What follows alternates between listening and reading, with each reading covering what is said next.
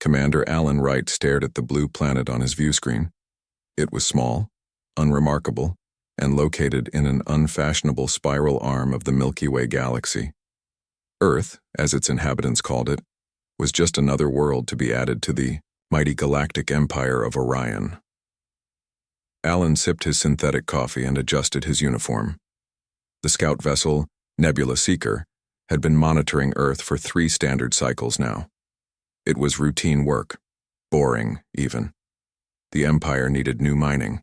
Colonies and Earth had an abundance of metals, water, and a compliant workforce once properly subjugated. "Status report on probe deployment," Alan called to his second-in-command. Officer Lisa Green nodded, her fingers dancing across the holographic interface. "All stealth probes functioning at optimal capacity, sir. We have surveillance coverage of all major military installations, power grids, and government facilities." "And their detection capabilities?" Lisa smiled. "Primitive, sir. Their most advanced satellites can barely detect objects beyond their own moon. Our probes are completely invisible to their technology." Alan nodded with satisfaction. This would be an easy conquest, another footnote in the Empire's long history of expansion. He began drafting his recommendation report for Imperial Command. "Earth presents minimal resistance potential," he dictated, as the ship's AI transcribed his words. "Military technology is pre-interstellar with nuclear capabilities but no effective space-based weapon systems. Recommend standard conquest protocol with 2 battlecruisers for orbital dominance." The familiar routine gave Alan comfort. In his 15 years serving the Empire, he had assessed dozens of planets. Each one now flew the Imperial flag, their resources flowing to fuel the ever-expanding Empire. Meanwhile, on the blue planet below, Dr. Patricia Miller was having a very unusual night. The Colorado Sky Observatory was quiet at 2 a.m. Most of the staff had gone home, but Patricia remained, hunched over her computer terminal. The anomalous readings near Jupiter had kept her awake for 3 nights straight. "This can't be right," she muttered, brushing her brown hair from her forehead. The radiation patterns she was detecting didn't match any known natural phenomena. They appeared, disappeared, and reappeared with mathematical precision. Patricia reached for her phone and called her colleague. After 4 rings, a groggy voice answered. "Frank, it's Patricia. I need you to look at something." Frank Jones groaned. "Do you know what time it is?" "This is important. The Jupiter anomalies. They're not random. They're appearing in patterns, consistent with propulsion systems." There was a long pause on the line. "Are you saying what I think you're saying?" Patricia took a deep breath. "I think someone's watching us, Frank." Frank was at the observatory within 30 minutes, his hastily buttoned shirt and uncombed hair evidence of his rush. Together they reviewed the data. "Could be equipment malfunction," Frank suggested, but his voice lacked conviction. Patricia shook her head. "I've checked everything 3 times. These energy signatures match theoretical models for advanced fusion drives. Someone or something is moving around Jupiter, and they're not trying very hard to hide it." Frank removed his glasses and rubbed his eyes. "If you're right about this, we need to tell someone." By morning, Patricia and Frank were sitting in the office of Dr. Greg Bennett, the observatory director. Greg was a serious man with a reputation for skepticism. "Aliens?" Greg's eyebrows rose so high they almost touched his receding hairline. "You called me in early to talk about aliens?" Patricia pushed a folder across the desk.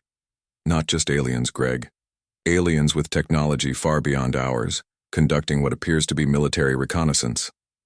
Greg sighed and opened the folder. His expression changed as he flipped through the pages of data and analysis. "These patterns, they're too regular to be natural." "Exactly," Patricia said. "And based on their movement, they're deploying smaller objects toward Earth. I believe they're sending probes to study us." Greg reached for his phone. "I need to make some calls." Within days, the United Nations Space Committee convened an emergency meeting. Representatives from major nations gathered in New York, their faces grim as Patricia presented her findings. "Math doesn't lie," she concluded. "We are being observed by a technologically superior force." The Russian delegate frowned. "Could this be secret military satellites? American, perhaps?" The American representative shook his head. Nothing in our arsenal could generate these energy signatures. Arguments erupted across the chamber. Some nations demanded immediate military preparation. Others called for attempts at communication, while a few suggested keeping the discovery secret to prevent global panic. As debates raged on Earth, Commander Alan Wright completed his conquest assessment.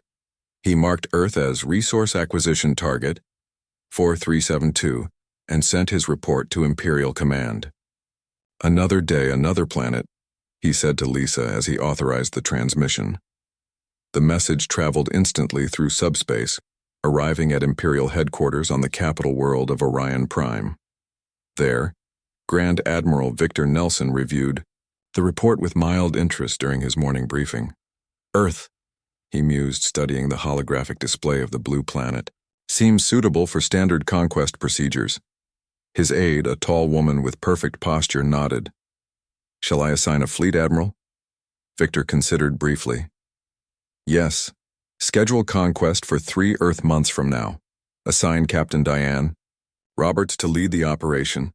She's efficient and minimizes damage to valuable infrastructure." The aide made a note. "Resource extraction projections? Standard mining colony establishment.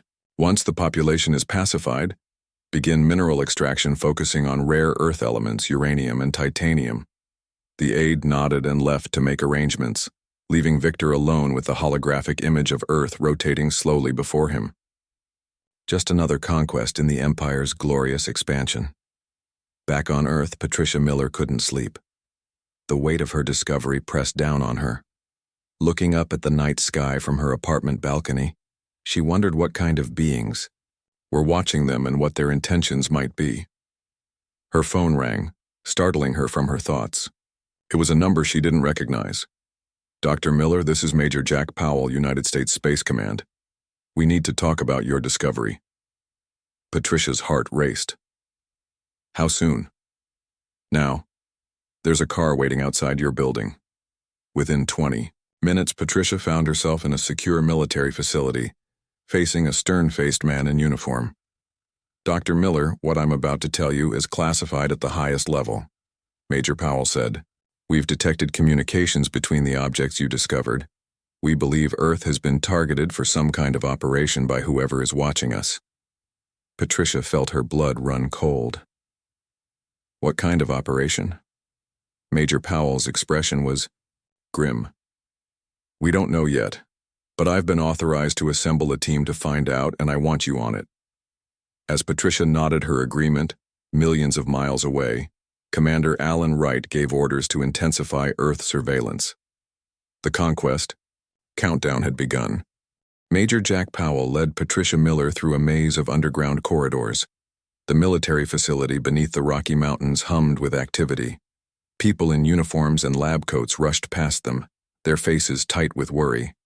"This is our response team," Jack said as they entered a large room filled with computers and strange equipment. 3 people looked up as they entered. A woman with short red hair stood up first. "I'm Kelly Ward, communications specialist," she said, shaking Patricia's hand. "Your discovery has kept us very busy." A tall, thin man with thick glasses nodded next. "Dr. Henry Davis, theoretical physics. Your calculations were spot on, Dr. Miller." The third person, a young man with multiple screens in front of him, barely looked up. "Steve Martinez. I handle the tech stuff." Patricia noticed the dark circles under everyone's eyes. "How long have you all been down here?" "Since the first signals were confirmed," Jack replied. "About 2 weeks now." Kelly pointed to a large screen showing strange symbols and patterns. "We've been trying to make sense of their communications. Whatever they're saying a lot of it." Steve tapped rapidly on his keyboard. "The encryption is unlike anything I've seen, but I've managed to crack small portions." "And?" Patricia asked. Steve's face darkened. "It's not good. From what I can tell, they're planning something, and Earth is at the center of it." Dr. Davis adjusted his glasses. "We believe they're conducting a pre-invasion survey." Patricia felt her stomach drop. "Invasion? Are you sure?" Jack nodded grimly. All evidence points that way. The patterns of their probe deployments match military reconnaissance tactics. What can we do? Patricia asked. If their technology is advanced enough for interstellar travel, our weapons would be useless. Jack gestured for everyone to sit. That's why you're here. We need ideas, not just military ones. We need to understand what we're facing and find a way to respond. In the next days, Patricia worked with the team around the clock. They analyzed the alien signals and movement patterns, trying to build a picture of their capabilities and intentions. Steve made a breakthrough on the fourth day. He burst into the conference room where the others were working, his face flushed with excitement. I got it. I cracked their main communication channel, he announced. Everyone gathered around his computer as he pulled up a stream of translated text. It's still rough, but I can make out the key points, Steve said, scrolling through the data. They call themselves the Galactic Empire of Orion. Earth is designated as Resource Acquisition Target NAR 4372. Resource acquisition? Kelly asked.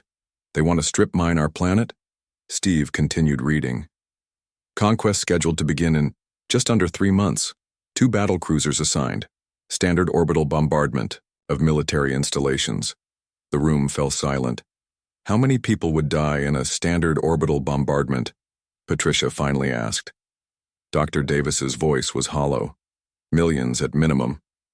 Jack slammed his fist on the table. We need to take this to the Security Council immediately. 2 days later, Jack and his team presented their findings to an emergency session of the UN Security Council. The room was tense as world leaders processed the information. You're telling us that in less than 3 months an alien empire will attack Earth? The French representative asked, his voice strained. Yes, Jack confirmed. And based on their communications, they expect minimal resistance. This is a routine conquest for them. What are our options? Asked the Chinese delegate. Jack took a deep breath. Conventional military response would be futile. Their technology is centuries ahead of ours. So we surrender? The American president's voice was sharp. No, Steve said, stepping forward. I have an idea. All eyes turned to him. We can't match their firepower, but we might be able to send them a message they won't forget. Steve explained his plan. Using the encryption patterns he had decoded, they could potentially send a message directly to the Empire's command structure.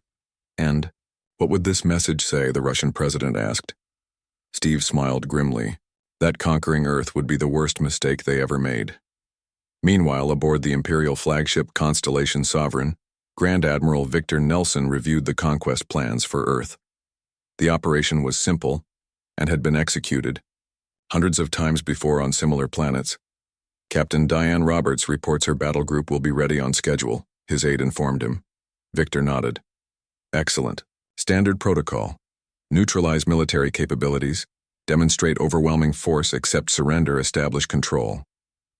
Resource teams are prepared for immediate deployment following pacification, the aide continued.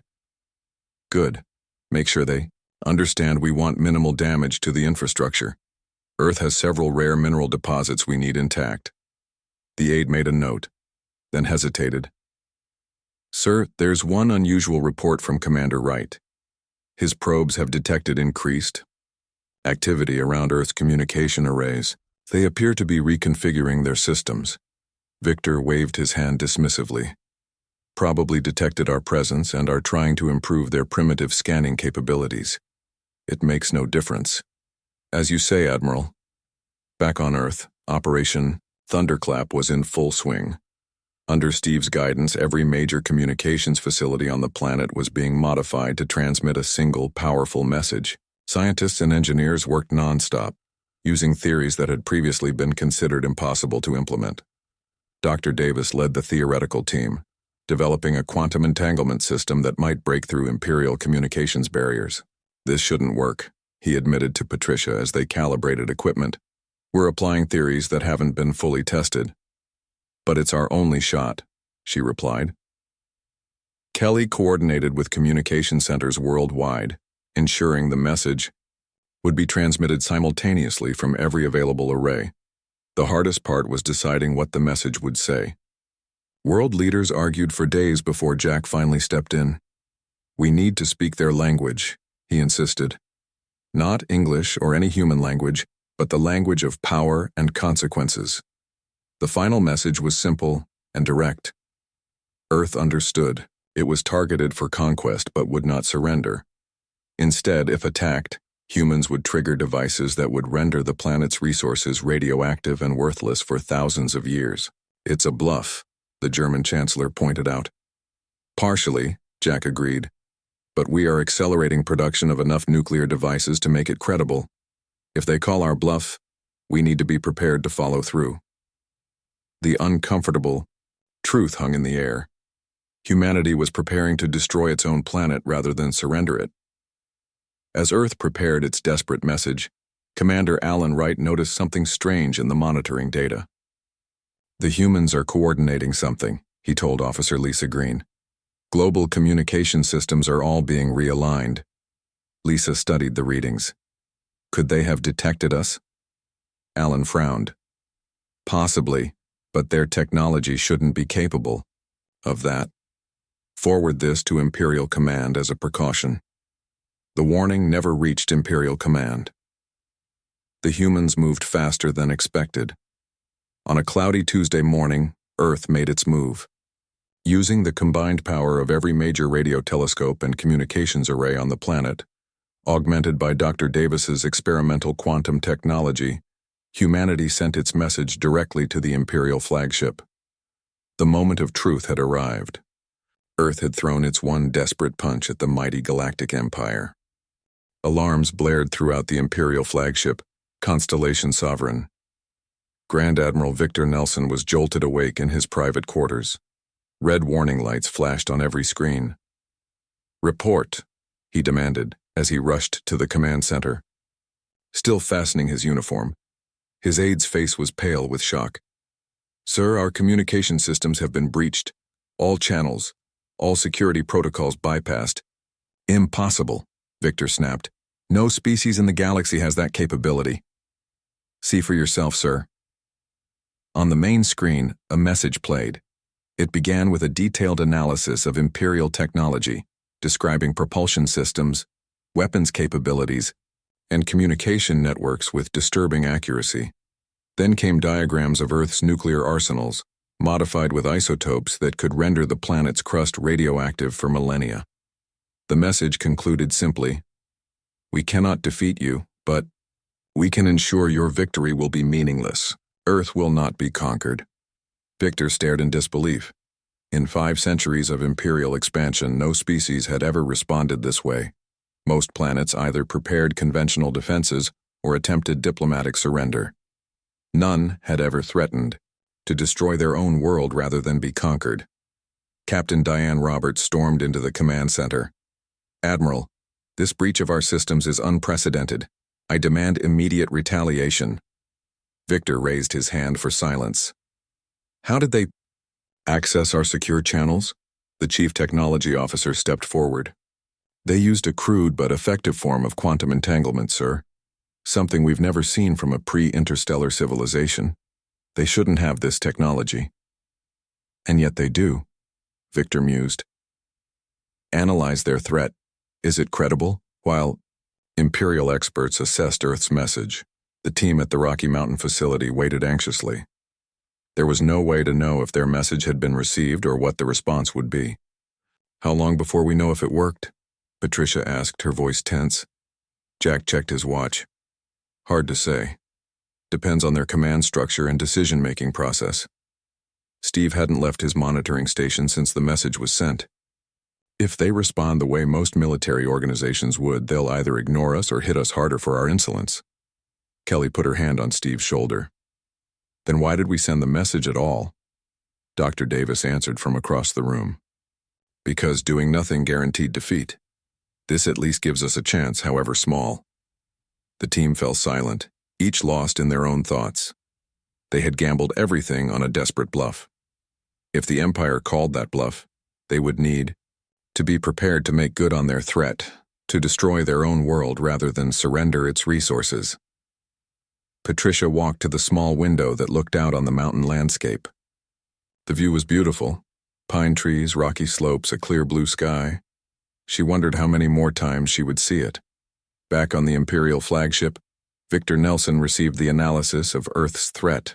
Their nuclear capabilities are primitive, but sufficient to contaminate the planet's crust as they claim, the science officer reported. If detonated in specific geological locations, the resulting radiation would make resource extraction impossible for at least 2,000 years. Captain Roberts scoffed. They're bluffing. No species would destroy their own world. Victor wasn't so sure. Conduct a full psychological assessment of human behavior based on their historical records. I want to know if they're capable of following through. The results were disturbing. Unlike most species the Empire had encountered, humans had a long history of choosing destruction over submission. Their literature, their wars, their philosophical concepts all pointed to a species with an unusual psychological trait. They became more unified and more determined when threatened, not less. Victor called a meeting of his senior staff. We have a situation unlike any we've faced before. He outlined the analysis and the potential consequences. If we proceed with standard conquest protocol, and they activate their dead man switch, we gain nothing but a radioactive rock. The cost-benefit analysis doesn't support proceeding. Captain Roberts was outraged. We cannot allow a primitive species to defy the Empire. It sets a dangerous precedent. I agree, said the political officer. If word spreads that Earth successfully resisted, other planets might attempt similar strategies. Victor paced the conference room. And if we attack and they follow through on their threat, we waste resources and gain nothing. Neither option is acceptable. After hours of debate, Victor made an unprecedented decision. We will postpone the conquest of Earth pending further assessment. Captain Roberts, withdraw your battle group to the outer system but maintain surveillance. Roberts protested, but Victor's decision was final. For the first time in Imperial history, a conquest would be delayed due to resistance from the target planet. On Earth, 36 hours had passed since the message was sent. The team at the facility was exhausted but couldn't rest. Something's happening, Steve suddenly called out. The monitoring screen showed the Imperial vessels moving away from Earth orbit, retreating toward the outer planets. Are they leaving? Kelly asked hopefully. Jack shook his head. More likely repositioning, but it's not an attack formation. Dr. Davis studied the data. They're maintaining position just beyond Jupiter, still watching, but not advancing. We bought time, Patricia realized. Not victory, but time. Jack nodded. Time we need to use wisely. If they're reconsidering their approach, we need to be ready for whatever comes next. The team reported the development to the Security Council. World leaders were cautiously optimistic, but agreed that preparation should continue. The nuclear dead man switch moved from concept to reality as engineers worked to create the global system that would trigger if invasion began. Nations that had been enemies for decades worked together, sharing technology and resources. The common threat had united humanity in ways no one had thought possible. 2 weeks after Earth's message, Commander Alan Wright received new orders from Imperial Command. He was to establish limited communication with Earth's leaders.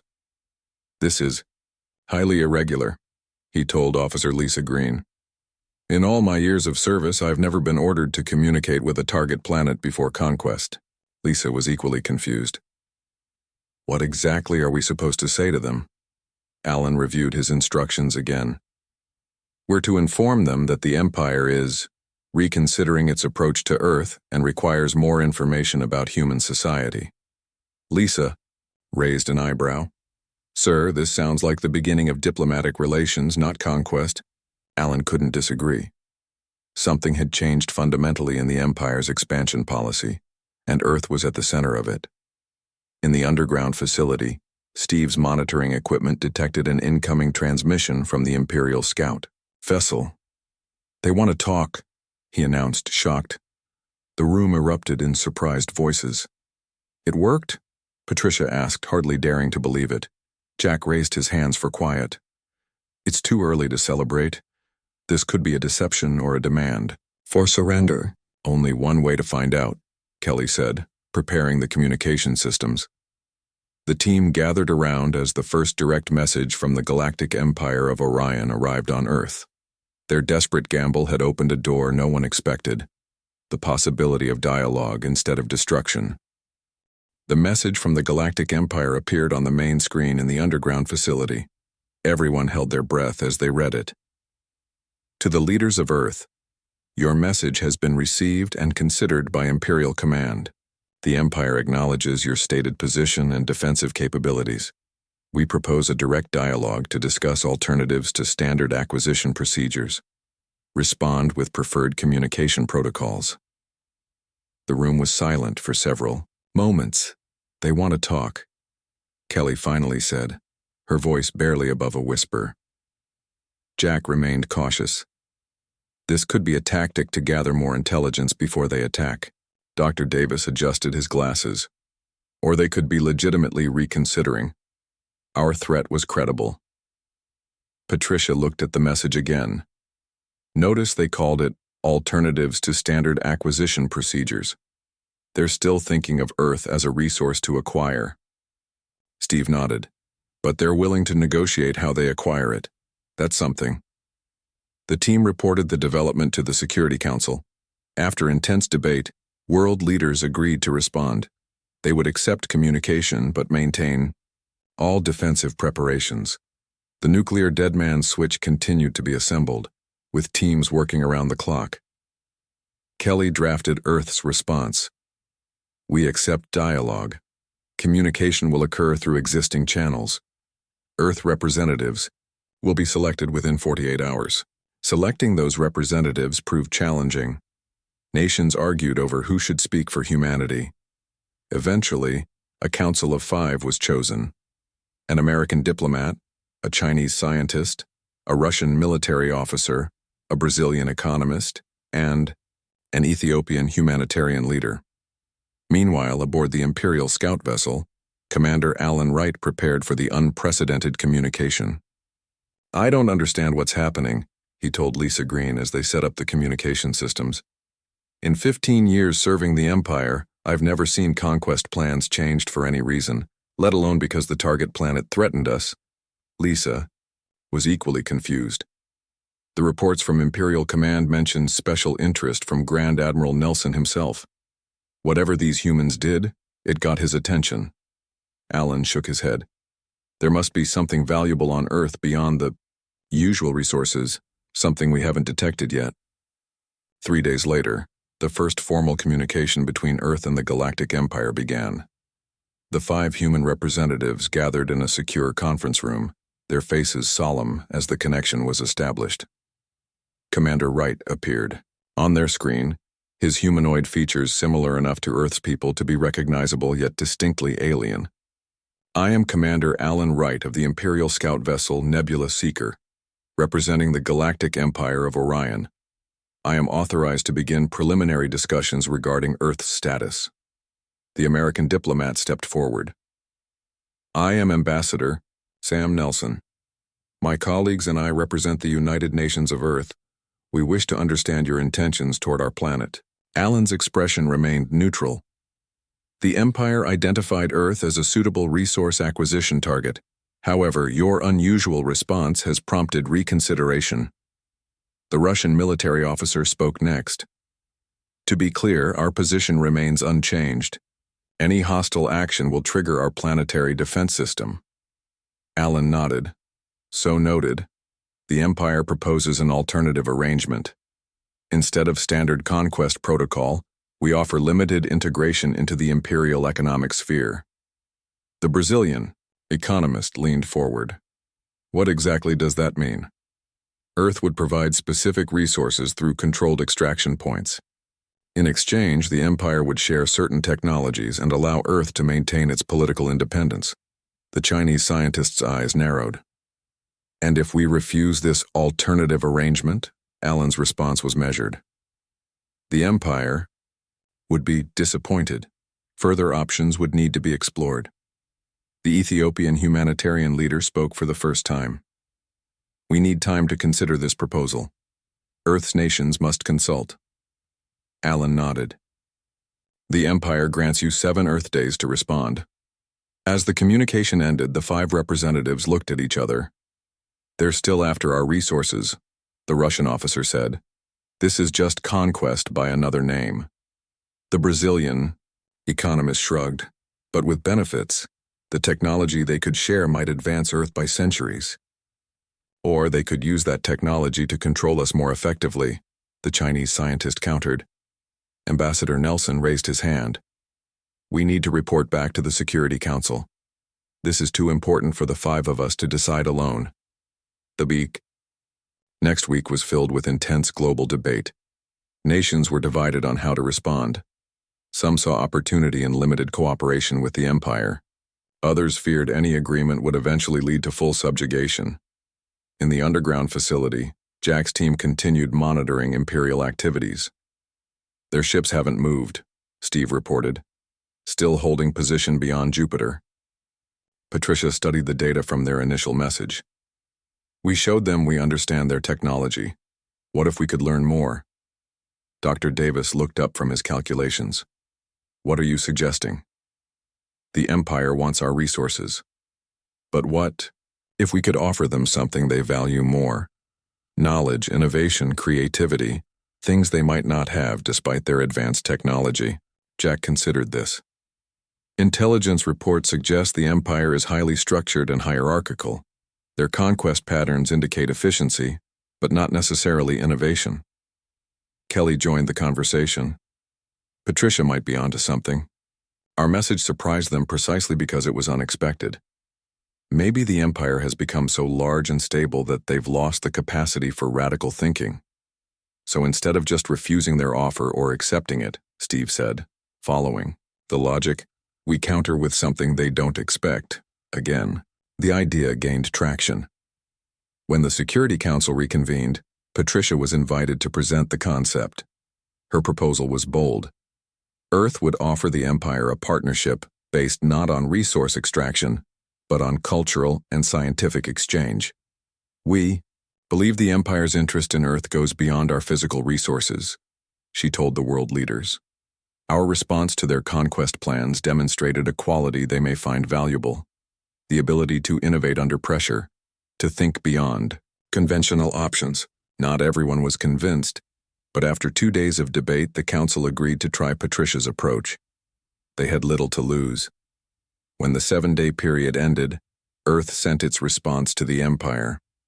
It was not what Commander Alan Wright expected. Earth rejected the offer of limited integration but proposed instead a formal alliance. Humans would share their art, literature, music, and scientific thinking. In exchange, the Empire would provide technological knowledge and recognize Earth as a sovereign, protected world. When Alan received the message, he was baffled. They're offering cultural exchange instead of resources. Lisa studied the human response. It's clever. They're positioning themselves as valuable for their minds, not just their planet's materials. Alan wasn't sure how Imperial Command would react to such an unusual counteroffer. He forwarded Earth's response and awaited instructions.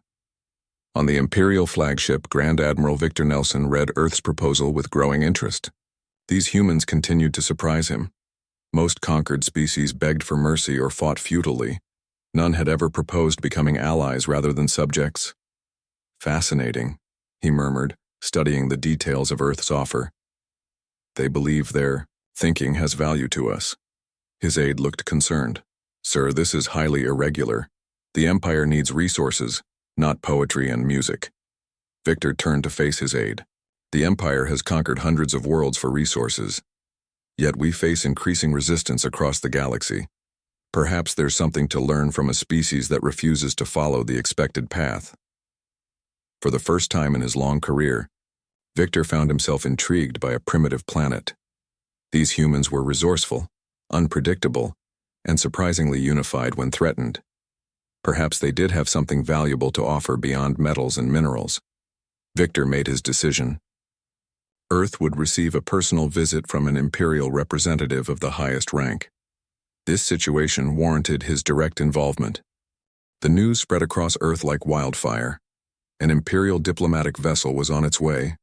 Not a battlecruiser or invasion fleet, but a ship carrying a high-ranking representative of the Galactic Empire. The world held its breath.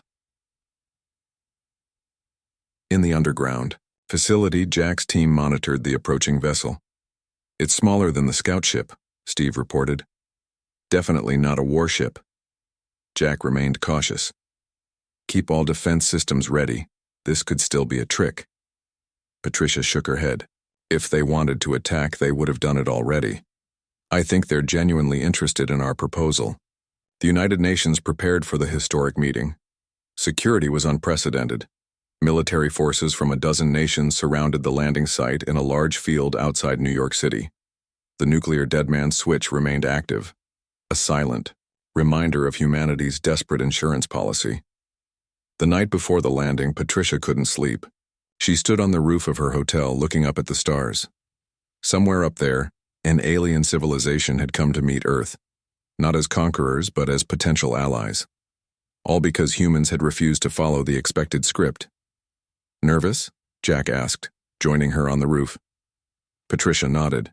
"Everything changes tomorrow no matter what happens." Jack looked up at the sky. "You know, when I joined the military, I never imagined I'd be preparing to meet aliens. When I became an astronomer, I hoped I would," Patricia replied with a small smile. The next morning dawned clear and bright. Government leaders, military officers, scientists, and media gathered at the landing site. The 5 representatives who had spoken with Commander Wright stood at the front, dressed in formal attire. At precisely 10 a.m., a sleek silver ship appeared in the sky. It descended slowly, making almost no sound. It was elegant and streamlined, nothing like the clunky spacecraft humans had built. When the ship landed, a hush fell over the crowd. For several minutes, nothing happened. Then a door opened and a ramp extended to the ground. A tall figure emerged. Unlike Commander Wright, who had appeared only on screen, this alien was immediately impressive. Dressed in an elaborate uniform, with symbols of rank, Grand Admiral Victor Nelson walked down the ramp with confidence and dignity. He was followed by 2 aides and, surprisingly, Commander Alan Wright. Ambassador Nelson stepped forward. "On behalf of Earth, I welcome you to our planet." Victor studied the human with interest. "I am Grand Admiral Victor Nelson of the Galactic Empire of Orion. Your world has earned a unique distinction. You are the first planet in Imperial history to receive a personal visit from a Grand Admiral prior to integration." The ambassador bowed slightly. "We are honored. May I introduce my colleagues?" The initial meeting was brief and formal. Victor expressed interest in learning more about Earth, and arrangements were made for a series of discussions over the next 3 days. That evening, a smaller meeting took place at the United Nations building. Victor, his aides, and Commander Wright met with the 5 Earth representatives, plus Jack, Patricia, and their team. "I must admit," Victor said as they settled, around a large table, "your response to our conquest plans was unexpected. In 5 centuries of Imperial expansion, no species has ever threatened to destroy their own planet rather than surrender." The Russian military officer nodded. "We would prefer alliance to subjugation." Victor leaned forward. "What intrigues me is not just your threat, but how you delivered it. You demonstrated an understanding of our technology that should be beyond your capabilities." Patricia spoke up. "We adapted and innovated based on limited information. It's what humans do best." "So I've observed," Victor replied. "Our analysis of your species revealed an unusual trait. You become more creative under pressure, not less. Most species fragment when threatened." "And this interests the Empire?" the Chinese scientist asked. Victor nodded. "The Empire has grown through conquest for millennia. We have stability, resources, and power, but we face increasing challenges. Resistance movements grow in the outer systems. Our expansion has slowed." Commander Wright looked uncomfortable with this admission of Imperial weakness, but Victor continued. "Your counterproposal suggested cultural and scientific exchange. Initially, I thought this held little value. But on reflection, perhaps what the Empire needs is not more resources, but new ways of thinking." The discussions continued for 3 days. Victor toured Earth facilities, studied human history, and watched presentations on art, music, and scientific discoveries. He seemed particularly interested in how quickly humans had advanced from primitive technology to space exploration. On the final day, Victor met privately with Jack and Patricia. "Your detection of our surveillance was impressive, Dr. Miller," he said. "Commander Wright had assured me his probes were undetectable to your technology." Patricia smiled. "They almost were. It was more intuition than technology that led to my discovery." "Intuition," Victor repeated thoughtfully. "Another human quality the Empire could benefit from." Jack leaned forward. "So what happens now, Admiral? Does Earth become part of the Empire?" Victor considered his words carefully. "I will propose a new designation for Earth, not a conquest or colony, but a protected ally. You will maintain independence but gain access to certain Imperial technologies. In exchange, selected humans will be invited to Imperial centers of learning." "And our resources?" Patricia asked. "The Empire will request limited access, through fair trade rather than extraction," Victor replied. "Your nuclear deterrent may be deactivated at your convenience." The final agreement was announced the next day. Earth would not be conquered. Instead, it would become the first allied world in the Empire's history. The United Nations created a new department to handle relations with the Empire, with Patricia Miller appointed as its first director. As Victor prepared to depart, he had one final conversation with Patricia and Jack. "Your world has changed the Empire," he admitted. "For centuries, we have taken what we wanted through force. You have shown us an alternative." Patricia nodded. "And you've changed Earth. We've never been so united." "Perhaps that is the true value of our encounter," Victor said.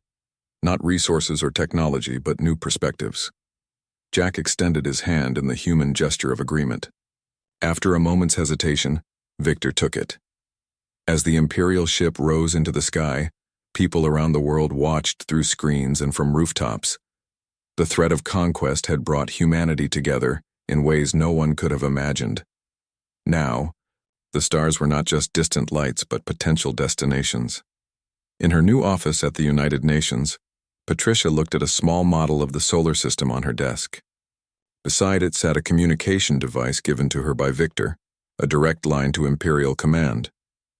"You know," Jack said from the doorway, "when you first detected those strange readings near Jupiter, I bet you never imagined it would lead to this."